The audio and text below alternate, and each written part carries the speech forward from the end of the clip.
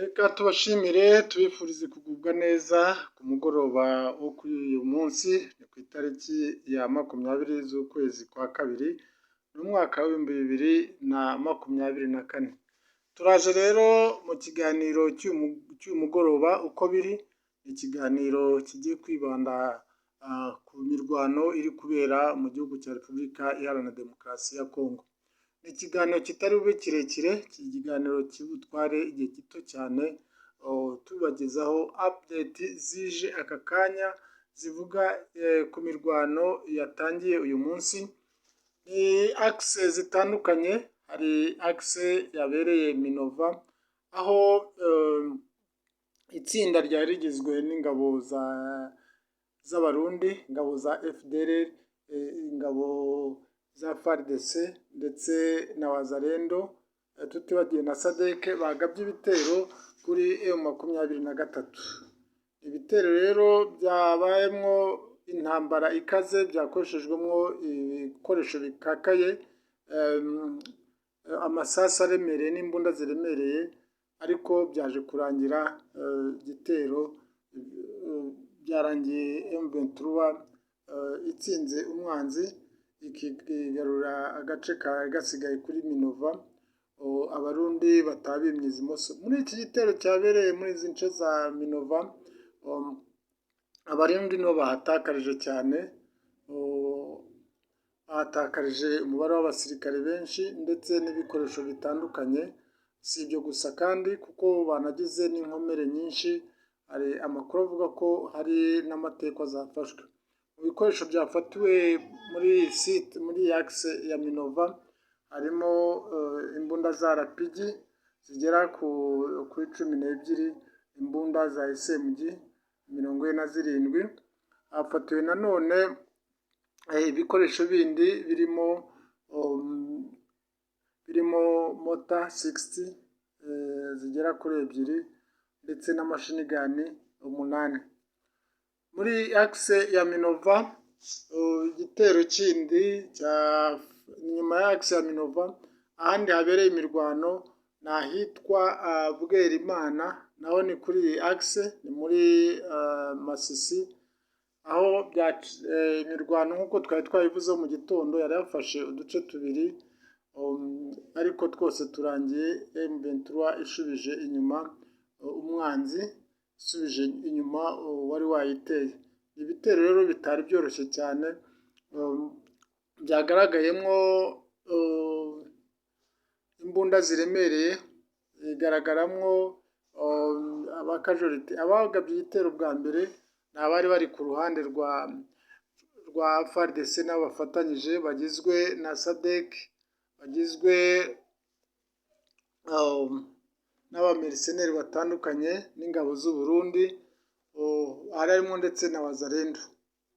Iki gitero cyabereye ahangaha muri Bwerimana cyarangiye M23 ibatsinzwe ibirukankanye muri turiya dusozi twombi yari yafashe, hafi na Kabase, twose M23 yatwigaruriye ndetse irabirukankana ibageza kure, hafi mu birometero birenga 10-15. Igitero rero ivuga ko hageragejwe gukoresha drone ziriya zikora ubutasi, ariko zashubijweyo. Muri iki gitero kandi helicopter nazo za kajugujugu nazo zari zagerageje kugaba igitero, ariko zisubira inyuma zitarashe n'isasu na rimwe.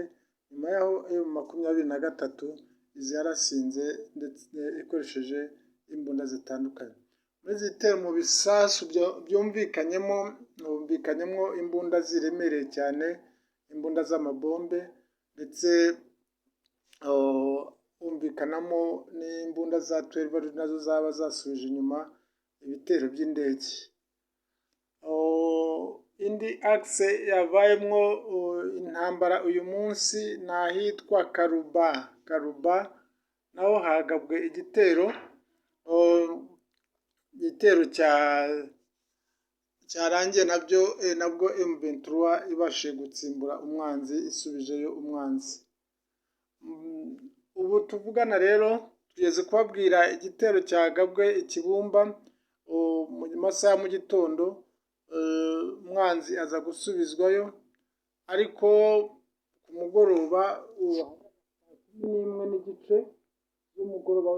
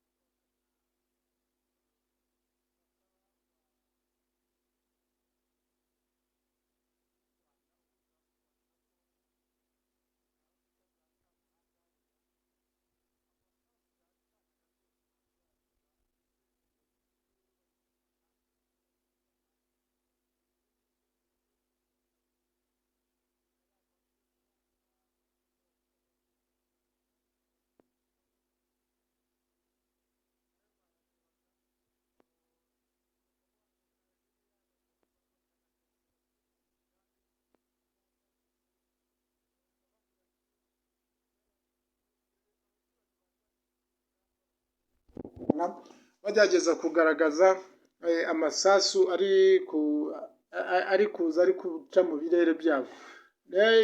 Ni igitero cyumvikanyemo imbunda ziremereye gusa, nta mbunda ntoya zigeze zumvikanamo. Amakuru aturuka muri kariya gace kuri source zitandukanye agaragaza ko abagabye igitero, bamwe baravuga ko ari M23 yagabye igitero, abandi bakemeza ko ari FARDC n'abafatanyabikorwa bagabye igitero. Amakuru yandi ahari aturuka muri kariya gace avuga ko M23 yavuze ko itari buruhuke, kuko kugeza kuri aya masaha ubu tugeze hafi saa 3:30 z'ijoro, iyi ntambara iracyarimo.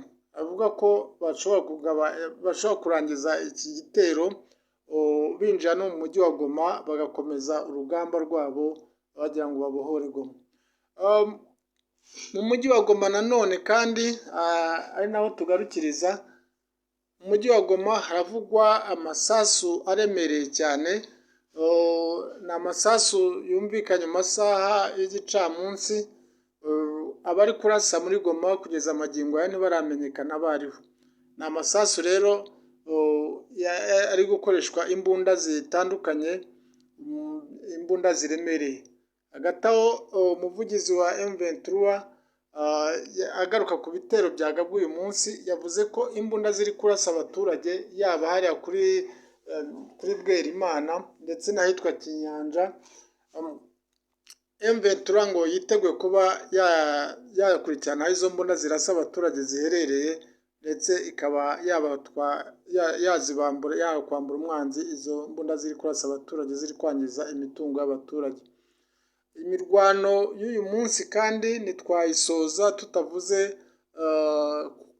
kuri training cyangwa se imyitozo ya gisirikare yongeye kumvikana mu ishyamba ry'ikibira. Ni ishyamba riri hagati y'umupaka uhuza u Rwanda n'u Burundi. Ni ishyamba rihura neza n'ishyamba rya Nyungwe mu Rwanda tuvuga Nyungwe, hakurya mu Burundi bakayita ishyamba ry'ikibira.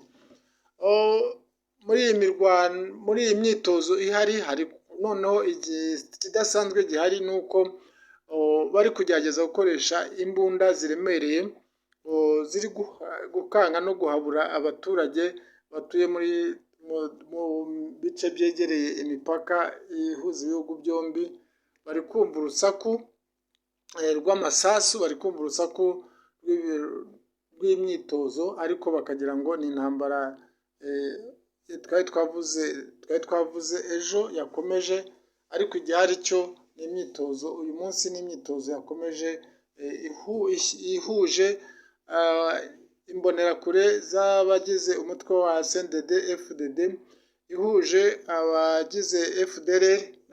Nababwiye ko kare hoherejweyo aba FDLR bagera ku 167 bamanukanye, ndetse n'ingabo z'abamayimayi ziri mu gice cya Kongo Kivu y'Amajyepfo, bamanukanye nanone n'ingabo z'abarundi ziri hariya, ziyunze n'ingabo z'abarundi zivuye mu gihugu cy'u Burundi. Hari izivuye muri Kongo muri Tafok, hari n'iziri i Burundi. Umugambi kugeza aya masaha nturamenyekana, ariko hari amakuru aturuka muri kara gace ko ikigamijwe ngo ari gushaka uburyo bagaba ibitero ku Rwanda. Ntawamenya nimba ibitero koko bishobora guhira izi ngabo ziri kurwana kuri buriya butaka. Imirwano rero uko iri buze kuyapudetinga turayibagezaho mu kiganiro cyacu cya mu gitondo. Ubu ngubu reka dusoreze ikiganiro cyacu cy'uyu munsi uko biri, cyari kibanze gusa kuri update z'imirwano. Uburyo burambuye rero ku kiganiro kirambuye nahejo mu gitondo. Uko biri rero mugiye kujya muyumva mu buryo butandukanye. Hari ikiganiro muzajya mwumva live kuva isaa 5 z'amanywa kugeza isaa 6. Mubone n'ikindi kiganiro ahagana mu saa 10, ikiganiro kivuga ikiganiro kizajya kiza mu saa 10 kiri recorded, muzajya mubasha gukurikirana kuri video, ndetse n'ikiganiro cy'imbonankubone live kizakiza hagati ya saa 1 na saa 2 z'ijoro. Icyo usabwa rero nta kindi ni ugukanda kuri ahanditse subscribe, kugira ngo uzajye ubasha kubona ibiganiro byacu umunota ku munota mbere y'uko abandi babibona, kugira ngo ujye ubona ibiganiro byuje ubwenge kandi ubibonere ku gihe bitaraba imiranzi. Ikindi nanone, nimba wakunze ibiganiro byacu, kanda ahanditse share kugira ngo ubisangize abandi babashe gukurikirana no kumenya ibyo dukora. Nanone kandi wasiga igitekerezo cyawe, tuzatugisubiza, yaba mu biganiro biri live tugisubiza uwo mwanya ku rubuga, ndetse n'ibiganiro biri recorded, kugira ngo tubashe kujya tugusubiza muri comment uwo mwanya. Iyo tudasubirije muri comment, tumusubiriza no mu kiganiro gikurikiyeho. Nanone kandi tugaragarize ko wadukunze ukanda ahanditse like, kugira ngo tugaragaze ko turi kumwe nawe mu biganiro tubagezaho. Mu batabashije kubona ikiganiro kiba cyagucitse bitewe n'icyo ari cyo, nimba kiri live ujya umanika, ujya ahanditse description, ukande ikiganiro cyagucitse utabashije kubona ahanditse live, urebe icya live. Nimba ari ikiganiro kiri pre-recorded, uzajya ukanda muri video maze urebe ikiganiro kiba cyagucitse. Turusheho kubana mu biganiro Rwanda News 24 ibagezaho. Ikiganiro cy'uyu munsi rero munyemerere tugisubikire hano. Ikiganiro kigufi nk'uko nari nabibabwiye, dukomeze ku biganiro by'ubutaha na ejo mu gitondo. Mwari kumwe rero kuri uyu mugoroba, ndi Alphonse Kapone, wifuriza kugubwa neza no kugira impagarike n'ubugingo ndabifuriza kandi